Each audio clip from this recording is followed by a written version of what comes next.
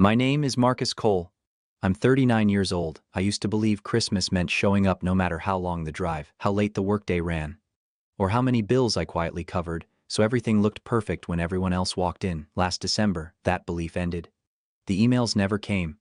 The shared family drive I'd used for years suddenly locked me out, and then my mother left a voicemail that made it official. We all agreed, "You're not welcome at Christmas." At first, I thought it was just rejection. Painful. Sure, but simple. Something I could file away and move on from. I was wrong.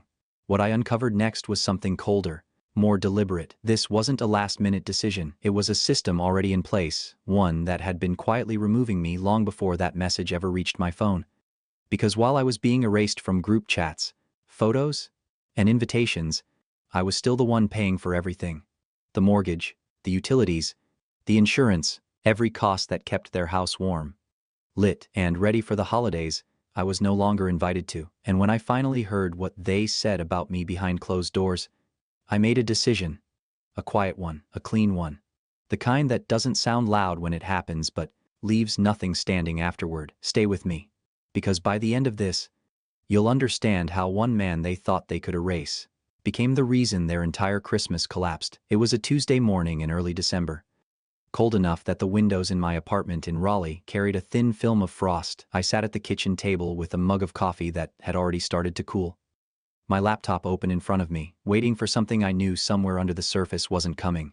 Every year, like clockwork, the emails would start during the first week of December. Who's bringing the ham? Who's handling desserts? What time everyone's supposed to be at my mother's house in Charlotte? Sometimes the tone was light, sometimes it carried that familiar edge my family had perfected over the years. But the one thing that never changed was this: I was always included. This time, my inbox was empty. I refreshed it once, then again, then a third time. Not because I expected anything different, but because habit is hard to break when you've spent years being part of something. Still nothing. No all-cap subject lines from Caroline. No passive-aggressive reminders about timing or dishes. No threads looping in cousins, aunts, or anyone else. Just silence. I told myself maybe they were late this year. Maybe people were busy. Maybe plans hadn't been finalized yet. But silence that clean doesn't happen by accident. I clicked over to the family drive we'd used for years. Every December. It filled with spreadsheets, menus, playlists, everything mapped out like a production schedule. I opened the link. A red message flashed across the screen. Access denied. I frowned, thinking it was a glitch. Tried an old bookmarked link. Same result. Denied. It felt like reaching for a door you've walked through your entire life and finding it locked from the inside. My phone buzzed against the table. A message from my mother. Elaine. I picked it up, already feeling something tighten in my chest before I even read it. Don't worry. I figured you'd be busy this year. No need to stress about Christmas. That was it. No, we'll miss you. No hope you can make it. Just a sentence that sounded more like a dismissal than concern. I stared at the screen until it dimmed in my hand. The apartment was quiet, the low hum of the refrigerator the only sound filling the space. I set the phone down and leaned back in my chair, staring at the ceiling for a long moment. I wasn't angry. Not yet. But something had shifted, because this didn't feel like a mistake. It felt coordinated, like a decision had already been made. A conversation had already happened. And I hadn't just been left out of Christmas. I'd been removed from it. I kept thinking about the year before. The last Christmas I had actually been there. I'd driven down from Raleigh after a late shift. Year-end operations always hit hard. And that week had been no different. I remember walking in with my arms full, wrapped gifts stacked awkwardly against my chest. A tray of food balanced in one hand, still warm from something I'd put together close to midnight the night before. The house was already loud. Voices overlapping, glasses clinking, laughter spilling out of the dining room like I was stepping into something already in motion. No one looked up when I came in. Not at first. I stood there for a second longer than I should have, adjusting my grip, waiting for anyone to notice. Caroline glanced over eventually. Smirked. Look who finally made it. Someone laughed. I didn't even catch who. It didn't matter. What mattered was the table. Every chair was taken. Not a single pause, not a shuffle, not even the half gesture of someone considering making space. I stood there holding everything I brought and realized there wasn't a place for me to sit, so I didn't ask. I moved to the kitchen instead. Set the tray down, grabbed a paper plate, ate standing at the counter while the rest of them passed dishes around, raising glasses, talking over each other like I wasn't 10 feet away. I told myself it was nothing. Holiday chaos, timing, bad luck. That's what I'd always told myself, because it was easier to believe that than to admit what it actually felt like, that I hadn't been forgotten, I'd just stopped being considered. And standing there alone in that kitchen, listening to them celebrate in the next room, I should have understood it then. I just chose not to. The voicemail came later that night. I almost didn't listen to it. I was brushing my teeth when my phone started vibrating against the nightstand. The sound sharp in the quiet of the apartment. I glanced at the screen. Mom, the same contact name I'd saved years ago, without ever changing. I let it ring, watched it stop. A few seconds later, the notification appeared. Voicemail. I stood there for a moment, toothbrush still in my hand, staring at the screen like it might change if I waited long enough. Then I rinsed, wiped my mouth, and sat on the edge of the bed, pressed play. Her voice filled the room, flat, measured, too clean. We all agreed. You are not welcome at Christmas. That was it. No hesitation, no softness, no explanation. It didn't sound like a mother struggling to say something difficult. It sounded like a decision that had already been made and finalized. I didn't move for a while after it ended. My thumb hovered over the screen, then pressed replay. Same tone, same pacing, same absence of anything human in it. By the second time, I was already saving it. Not out of instinct, out of recognition. Because something in me understood this wasn't just a moment. It was evidence. I set the phone down beside me and leaned back slowly, staring at the ceiling. The words sat in my chest, heavy in a way I couldn't ignore. We all agreed. Not I think, not I feel. A vote, a conclusion. A line drawn, and I wasn't on the side of it anymore. The next morning, I reached for my phone before I even got out of bed, opened my messages. The group chat holiday hysteria was gone, not muted, not archived, gone. I scrolled through old threads, looking for it like it might reappear if I looked hard enough. Nothing. It was like I'd been lifted clean out of it, like I'd never been part of it to begin with. Out of habit more than anything. I opened Facebook. The first post on my feed stopped me cold. Kay, standing in my mother's dining room, wine glass in hand, smiling like nothing had changed. Behind her 12 people, all familiar, all there. My mother's hand rested on her shoulder. The caption read, "Doing what's best for the whole family isn't always easy, but it's worth it." I zoomed in without thinking. The table, the chairs, the chandelier, everything exactly the same. Except me. There was no empty seat, no space left open, nothing that suggested I had ever belonged there. The comments were worse. Hard decision, but the right one. Proud of you all. A string of clapping emojis from Caroline. I stared at the screen until the image started to blur. Then locked the phone and set it face down on the bed. The silence in the room felt different now. Heavier. Not uncertain anymore. Confirmed. I reached for the phone again, picked it up, and opened the voicemail. Played it one more time. Then saved a copy. Labeled it. Stored it. Because at that point, I wasn't guessing anymore. I wasn't overthinking. I wasn't imagining anything. I had proof. And something in me had already started shifting from trying to understand why to making sure I remembered exactly what they had done. I didn't open my work emails that morning. I opened the spreadsheet instead. It was something I had built years ago, simple, clean, organized, a habit from work that had followed me home. Rows of numbers, dates, confirmations, everything I paid, tracked without thinking. At least, that's what I used to tell myself. I scrolled down slowly. Mortgage, utilities, insurance, property tax. Each tab labeled, each payment recorded. I clicked into the mortgage sheet first. The numbers lined up in a column so straight it almost looked harmless. January 2020. The first payment, $1,685.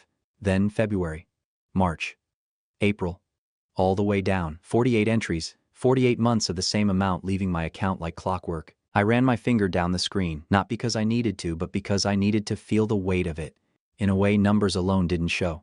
4 years, no missed payments, no delays, no questions asked. I leaned back in my chair, staring at the ceiling for a second, then pushed forward again and opened the loan documents. The file loaded. Black text, white background, clear, legal, unemotional. At the top, Elaine Cole, sole owner. Below it, in smaller print, Marcus Cole, co-borrower. I stared at that line longer than I should have. Read it again, then again. Not owner, not co-owner, co-borrower.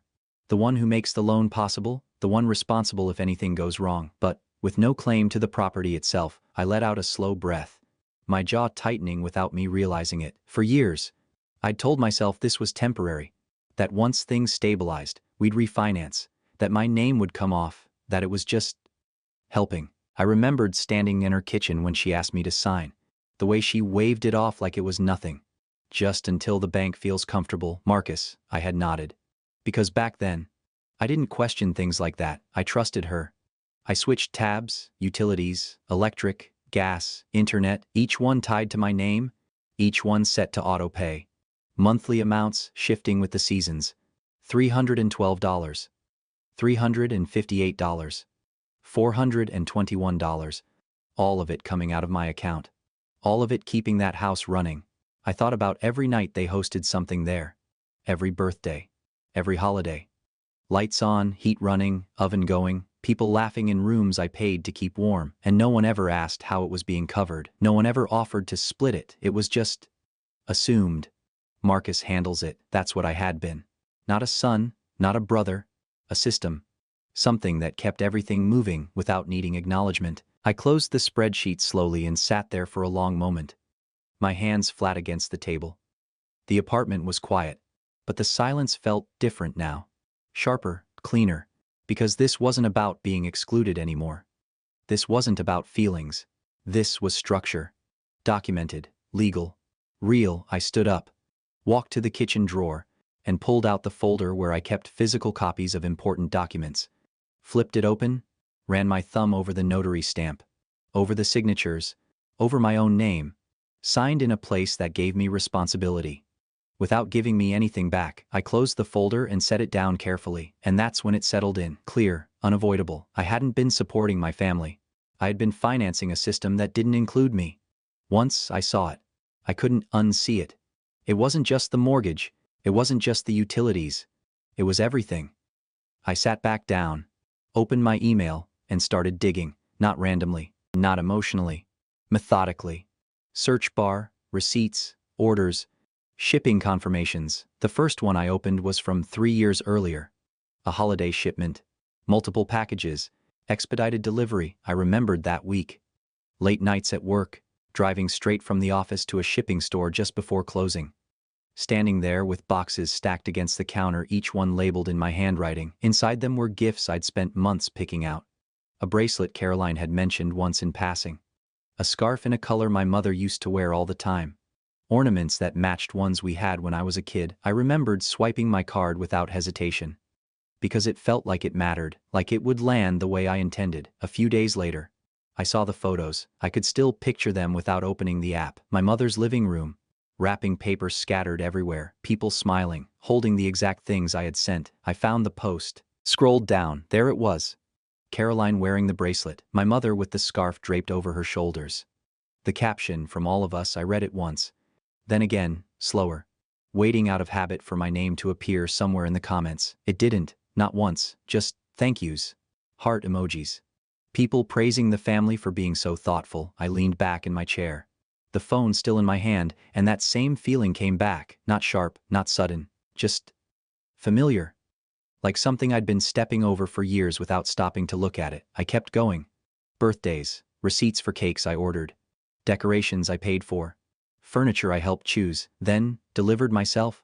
Photos of those same things posted online, credited to everyone except me. It was consistent. Too consistent. Every time I contributed, my name disappeared, but what I paid for that stayed, that got used, that got displayed. I opened a new folder on my desktop, paused for a second, then typed, erased, pressed enter, and started dragging files, screenshots, receipts, photos, one by one, each one a small, quiet record of the same pattern. Not forgetting, not oversight. Removal. Deliberate. Clean. I stopped after a while, my eyes burning slightly from staring at the screen. Leaning back in the chair, I rubbed the back of my neck and looked around the apartment. Still quiet. Still the same, but something had shifted again, because now it wasn't just a feeling. It wasn't just a suspicion. It was a pattern. Documented, repeatable, proven. I wasn't being pushed out all at once. I had been edited out. Slowly. Over years, while everything I gave stayed exactly where they needed it. The message came early. Earlier than most people would reach out unless something was wrong. My phone buzzed on the kitchen counter while I was pouring coffee. Nathan's name. That alone was enough to make me pause. We weren't close. Not like that. I opened it. Everything feels easier without you around. I stared at the screen, waiting for context that never came. No follow-up, no explanation, just that one line, clean, casual, like he was commenting on the weather. My jaw tightened slightly, but I didn't respond. I took a screenshot instead, set the phone down, poured my coffee, tried to move on. A few minutes later, it buzzed again. Tammy. Can I call you? That was different. I typed back, yeah. The phone rang almost immediately. Her voice came through low, careful, like she didn't want to be overheard even through the line. I don't agree with what they did, she said. There was a pause. I could hear her breathing. I have something you need to hear. Something in my chest shifted. What do you mean, another pause? Then I recorded it. Last week. The way they talked about you. I couldn't just let it go. My grip on the phone tightened. Send it. The call ended quickly. No, goodbye. A few seconds later. The file came through. Audio. I stood there in the kitchen for a moment before pressing play. The recording started with background noise, glasses clinking, voices overlapping. Then Caroline. Clear, sharp, he's cold. Everything he does feels calculated. Like he wants credit for being decent. A few voices murmured in agreement. Then, my mother. Steady. Detached. He's not really family, he's just useful. There was laughter. Not loud. Not exaggerated. Just enough. Then Brian. Measured. Calm. Like he was discussing numbers in a meeting. Don't stir anything up. Keep his name on the paperwork. It's clean. No need to rock the boat. The audio cut off, just like that. Silence filled the apartment. I didn't move. Didn't replay it. Didn't need to. The words had already settled. Clearer than anything I'd felt before. Not family. Useful. I set the phone down slowly and leaned against the counter. Both hands flat against the surface. For years, I had questioned myself. Wondered if I was reading too much into things. If I was just off, too sensitive, too distant. But that recording, 10 seconds of their voices, ended all of that. There was no interpretation left, no gray area. Just truth. I picked the phone back up, saved the file, opened the folder, frozen accounts, dragged it in, watched the icon settle into place next to everything else. Numbers, receipts, photos, now voices. Proof that didn't just show what I had done but what they believed. I stood there for a long moment after that, the coffee going untouched beside me, the apartment quiet, and something in me stopped, not broke, not snapped, just ended. Whatever part of me was still trying to hold that family together was gone. I didn't react right away. I didn't call anyone, didn't text, didn't play the recording again. I just stood there in the kitchen, staring at nothing for a long moment, letting it settle. Then I moved, not fast, not emotional, deliberate. I took my coffee to the table, sat down, and opened my laptop. A blank document filled the screen. My fingers hovered over the keyboard for a second before I started typing. Mortgage, utilities, property tax, insurance, internet, gas, electric.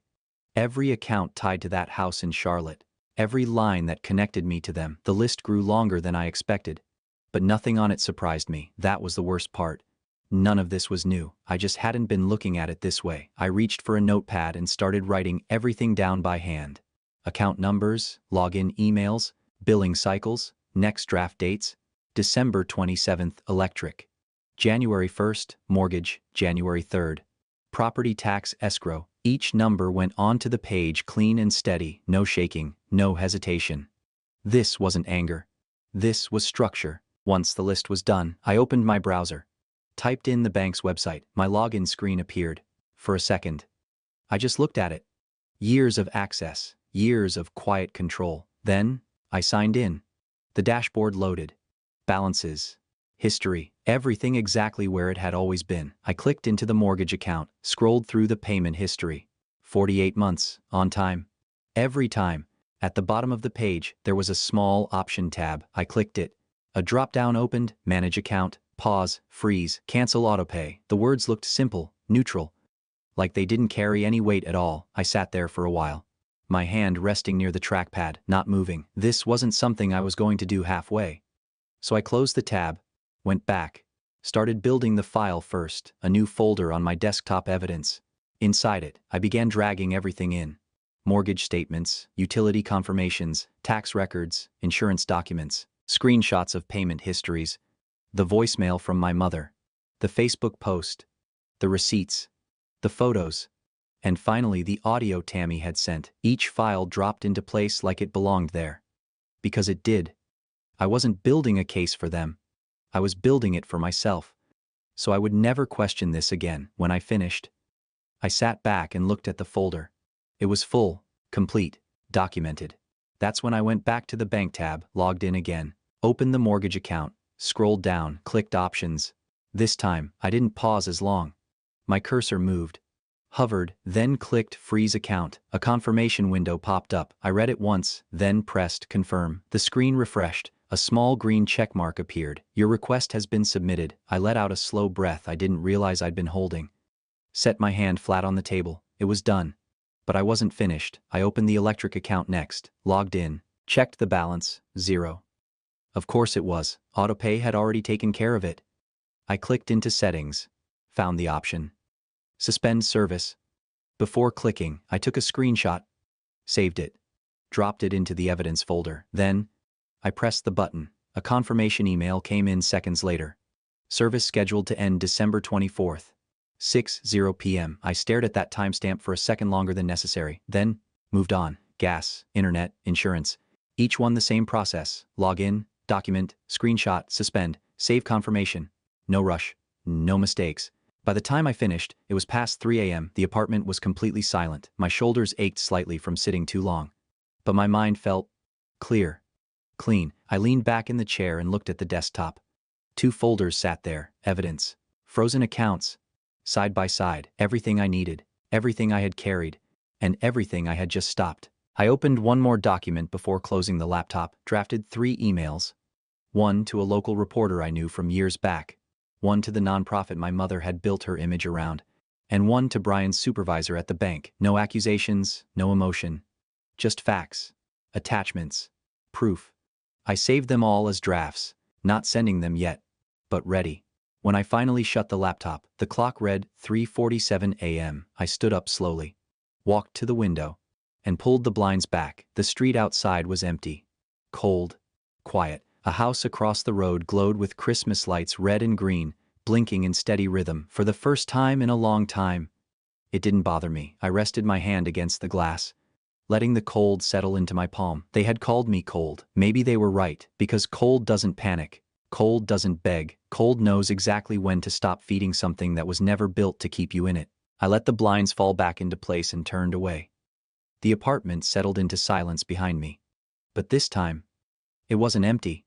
It was controlled. I woke up late that morning, still on the couch, blanket twisted around my legs, the room dim, quiet, exactly the way I'd left it. My phone sat on the table beside me, face down, buzzing. I let it go for a few seconds before reaching over and flipping it.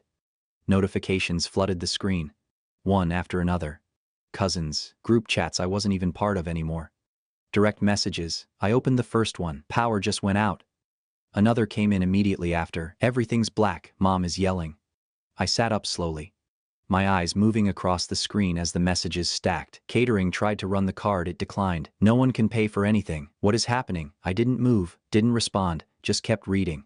The picture built itself without me needing to be there. The dining room, full just hours before, now dark. Voices raised. Phones out. People trying to figure out what went wrong. Another message popped up. Caroline, did you do this? My thumb hovered over the screen, then lowered. I didn't answer.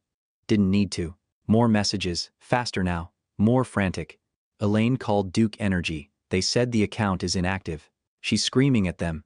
They said the primary account holder froze everything. That line sat heavier than the rest.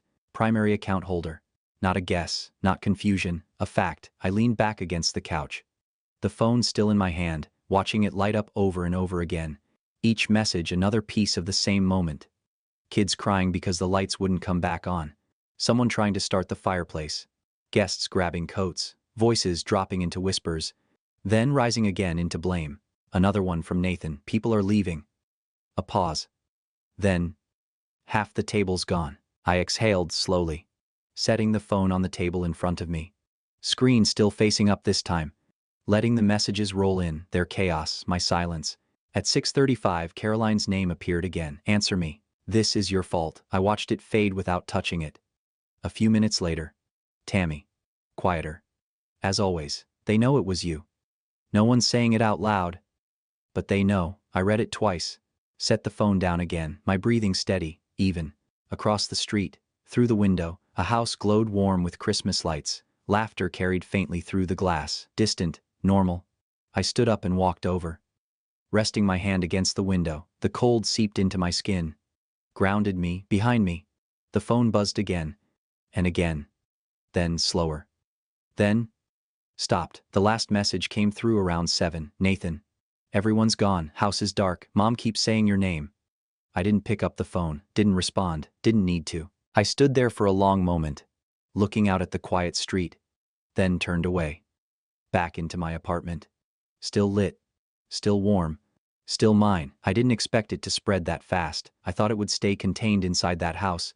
Inside those walls, inside whatever version of reality they were still trying to hold together. I was wrong. The first sign came the next morning.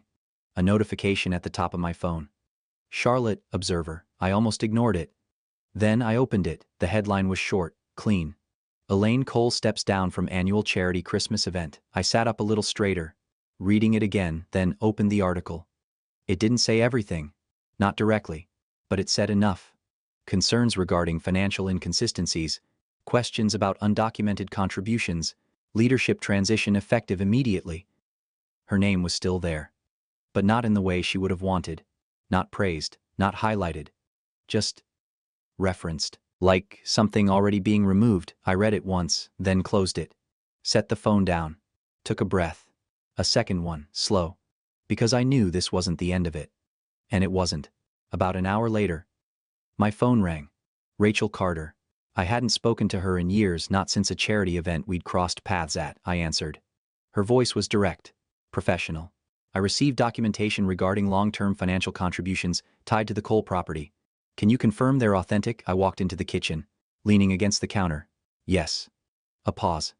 Then, every payment is mine. Mortgage, utilities, insurance. All of it. She didn't interrupt, didn't react, just took it in. Do you want to be named? No. Another pause. Short. Understood. The call ended clean. No follow-up questions, no hesitation. Just the sound of someone already moving forward with what they needed. By noon, things had shifted again. I opened my laptop, went to the nonprofit's website, refreshed the page. Once.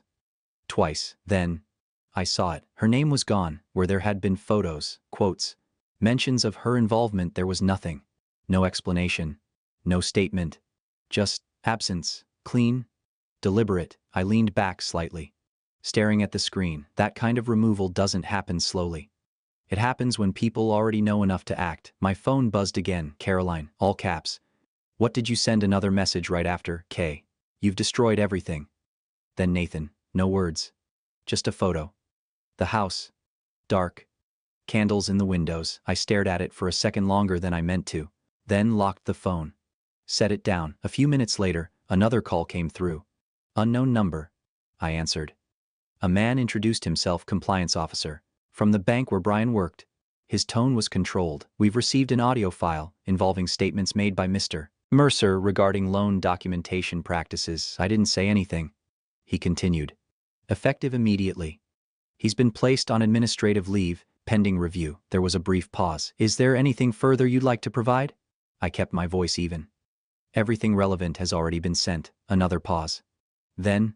Understood. The call ended. Just like that. I stood there in the kitchen for a moment. Phone still in my hand. Quiet. Completely quiet. I could picture it without trying. Brian in his office. Someone across from him playing that recording back. His own voice. Measured. Confident. Talking about keeping my name on paperwork like it was just another line item. And now that same sentence sitting in a file with his name attached to it. I walked back into the living room and sat down slowly. Opened my laptop again. Refreshed the news page. A second article had gone up. Longer this time. More detail. No names for me. But the outline was clear. A co-borrower. Years of payments, no ownership, full financial responsibility, and then suspension of accounts. Everything laid out in a way that didn't need explanation. Anyone who knew would know. I closed the laptop, leaned back into the couch, and let the silence settle in around me, because this wasn't just about a dinner anymore. It wasn't even about the house. This had moved beyond them, beyond me, into something public. something they couldn't control. For years, they had managed the image, the narrative, the version of the story people saw. Now that version was gone, and there was nothing left holding it up. The messages didn't stop. If anything, they got worse, more direct, more desperate, less controlled. Caroline was first. Always was. You've gone too far. Do you understand what you've done? Mom is humiliated. The entire family looks like a joke. I read each message the same way I read everything now, carefully, without reacting. Then I took screenshots, saved them, dropped them into the folder, labeled, filed, like everything else. A few minutes later, my phone lit up again. My mother. Short message, we are still family. I stared at it longer than I expected. The same woman who had stood behind a decision to remove me. The same voice that had said, we all agreed. Now, family. I didn't reply. Didn't even type. Just let the screen dim in my hand. Another buzz. Tammy. Quieter. As always, they're fighting. Everyone's blaming each other. I could picture it. Caroline pacing. Voice sharp, accusing. Brian trying to explain. My mother cutting in, trying to regain control. Voices overlapping. No structure, no center. The system breaking down without the one thing that had kept it stable. Not me. What I provided. Another message came through. Brian this time. His tone clipped. Controlled but strained. You've created a legal situation you don't understand. This will come back on you. I read it once. Then again. Not for meaning. For pattern. Same voice as the recording. Same confidence. But thinner now, less certain. I took the screenshot, filed it, moved on. Then Caroline again. Faster now, less polished. You think this makes you strong. All you did was tear this family apart. I leaned back in the chair. Phone resting loosely in my hand. For years, I would have tried to answer that. Defend myself. Explain. Fix it. Now, I just let it sit. Because for the first time, I understood something clearly. They didn't miss me. They missed access. Access to the accounts. Access to the payments. Access to the version of me that kept everything running without asking questions. Another message came through. Tammy again. They want you to come back. A pause. Then, they said no one else can handle the bills. I let out a slow breath. Set the phone down on the table. That was it. Not apology, not regret, not even denial anymore. Just need. Stripped down. Honest. They didn't want me back because I was family. They wanted me back because I was infrastructure. The one piece that had been holding everything together. And now that it was gone, everything else was collapsing. My phone started ringing. Caroline. I watched it vibrate across the table until it stopped. Then again, Brian. Muted it before the first full ring. Then, my mother. I turned the phone face down this time. Let the screen glow against the surface, unanswered. Their voices trapped inside it, unable to reach me the way they always had before. I stood up slowly and walked to the window. Snow had started falling again. Soft, steady, covering everything in a thin layer of quiet. Behind me, the phone buzzed one last time, then stopped. I didn't turn around, didn't check it, because by that point, I didn't need to. I already knew what they were saying, what they wanted, and what they had finally realized too late, that the person they had removed was the same person they had been depending on all along. The email came the next morning. Subject line, legal action, all caps, Caroline. I opened it without rushing. The message was short, sharp, written like she was trying to sound more certain than she actually was. We will be pursuing legal action. You have caused financial harm. Prepare yourself. I read it once. Then again. Not because it was convincing, but because I wanted to see if there was anything behind it. There wasn't. No details, no actual claim. Just pressure. I took a screenshot, labeled it, filed it. Then, I made one call. David Miller. Someone I trusted to tell me the truth without softening it. He picked up on the second ring. I explained everything. Not emotionally, just facts, accounts, ownership, payments, what I had done. There was a pause on the other end, then a quiet exhale. Marcus, they don't have a case. I leaned back slightly in my chair. Walk me through it. His tone shifted clean. Precise. Every account tied to that house is in your name. Mortgage, utilities, insurance. You opened them, you funded them, you maintained them. Another pause. That means you have full authority over them. I didn't say anything. He continued. Freezing those accounts isn't fraud, it isn't breach, it's control over your own financial obligations. I let that settle. Slow, solid. They're saying I caused damage, they're saying a lot of things. He replied. None of it changes the structure. Another pause. Then, quieter. If anything. Marcus, What you did protects you. I closed my eyes for a second. Not out of relief. Out of confirmation. Because somewhere in the back of my mind, there had been a question. A small one. Whether I had crossed a line. Whether I had gone too far. David answered it without hesitation. No judge is going to force you to keep paying for something you don't own. I let out a breath I hadn't realized I was holding. All right. That's it, he said. You're clear. The call ended. Clean. No loose ends. A few minutes later. My phone buzzed again. My mother. We spoke to a lawyer. You are within your rights. I stared at the message, read it twice. The shift in tone wasn't subtle. Not anger, not authority. Something closer to reality. Another message came in, but we are still your family. I didn't respond. I just set the phone down.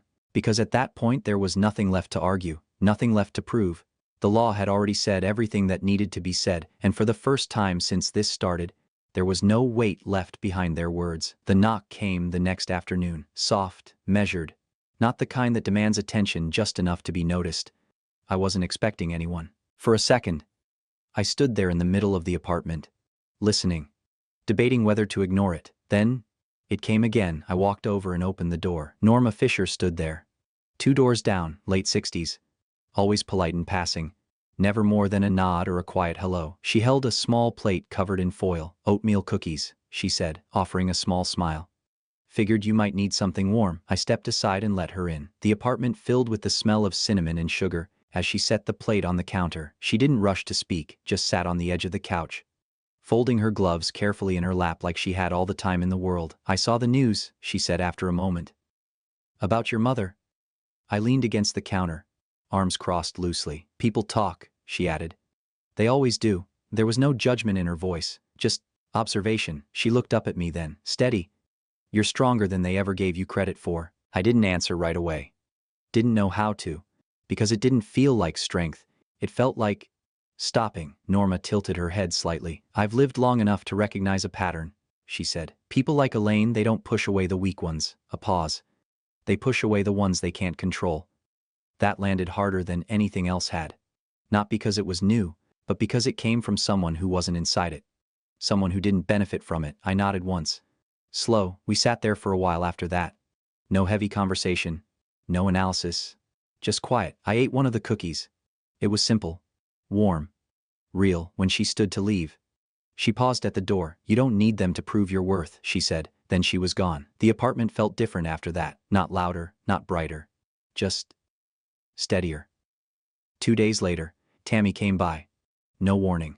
Just showed up. Cheeks red from the cold. Scarf half undone. She stepped inside quickly, like she didn't want to be seen. They asked me to talk to you, she said. I didn't ask who. I already knew. She pulled out her phone, pressed play.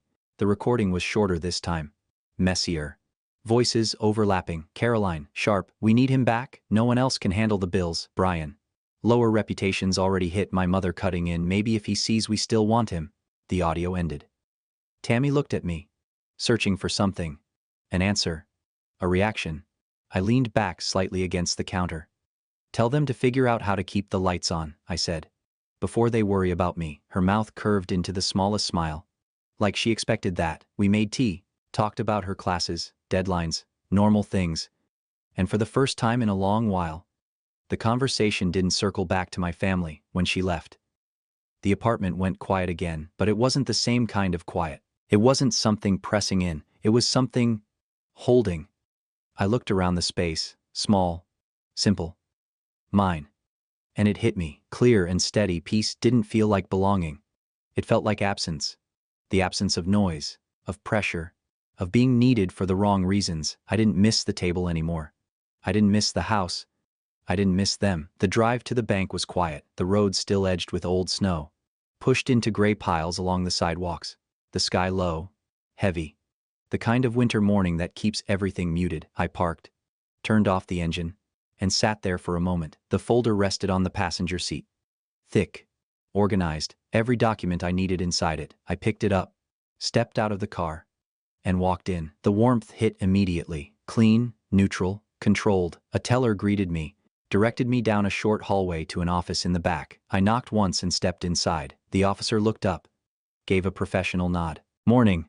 How can I help you? I set the folder on his desk and slid it forward. I need to remove my name from a mortgage. Property in Charlotte. He opened it, scanning the documents carefully. Notarized forms, account records, everything in order.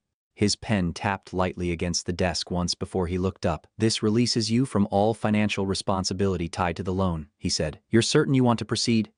I didn't hesitate. Yes. He turned the paper toward me and placed a pen beside it. I picked it up. The weight of it felt final. Not heavy, just exact. I signed my name. Slow. Clean. One last time attached to that house. He stamped the document. The sound was sharp. Definitive. That's it, he said. You're no longer tied to the account. I nodded once, closed the folder, and stood. No second thoughts, no pause, just done. Outside, the cold air hit harder than before. But it didn't bother me. I walked back to the car. Each step lighter than the one before. Got in.